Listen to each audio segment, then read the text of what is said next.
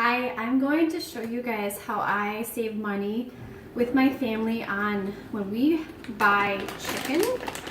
We usually have the leftover carcass meat and the bones and whatnot. And I'll usually get it at Whole Foods. It's kind of a little treat that we'll do for our family. But then there's always something left over. And I don't like to throw this away because this is super nutritious. So I'm going to show you guys how to make bone broth. So what I basically do, you're gonna see the gelatin, and there's seasoning and there's still meat on there. I'm gonna just dump this into my Instant Pot, the whole thing. And then you can see how much is in there.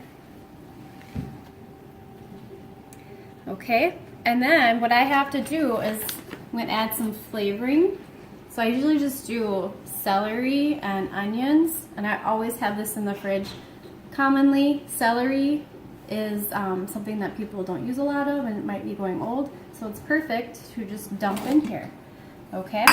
And that's for flavoring.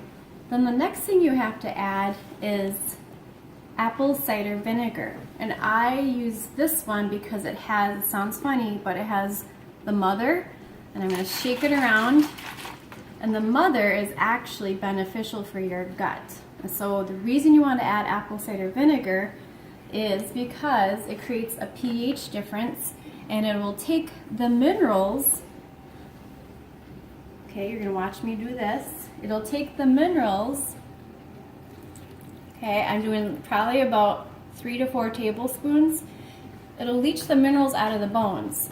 And the reason you want to do that is because that's where all the nutrition is. And right now everybody's trying to boost their immune system. And in these bones, when this is done, you'll see that they break apart real easy. And that's when you know you've taken all the nutrition and the gelatin and all the things that are really good for your immune system. So thus, people say chicken noodle soup is very healthy. So we'll cook this up. It'll take about 2 hours with the Instant Pot. I'm gonna fill it with water. And then I'm gonna let it sit for 2 hours cooking. And then I'll have an amazing broth, and I'll be able to have more meat come off, and then I'll take out all the bones. There you go. Okay, so I just finished making the bone broth, and I saved the steps of the boring separating out a lot of the bones from the meat. But you can see all that meat that came from just the leftover scraps, and here are the bones. And you know you've done a good bone broth in an Instant Pot or crock pot when you can easily break the bone. And you can see that there's the bone marrow in there. So I have a bunch of them that they're just easily breaking. It's kind of fun. Just literally break with one hand. Okay. So that's when you know you've gotten all the nutrition out, and oh, here's a big one. And then it's easily broken. See that? Just one hand.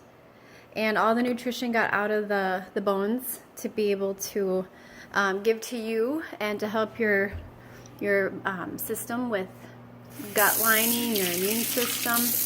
And so now what I'm going to do is I am going to make chicken tortilla soup with the leftover chicken, and the broth is ready to go, and now I just have to season it. So there you go. I saved myself a ton of money by doing 2 meals in one with a rotisserie chicken, and I was able to make another meal out of it with my family.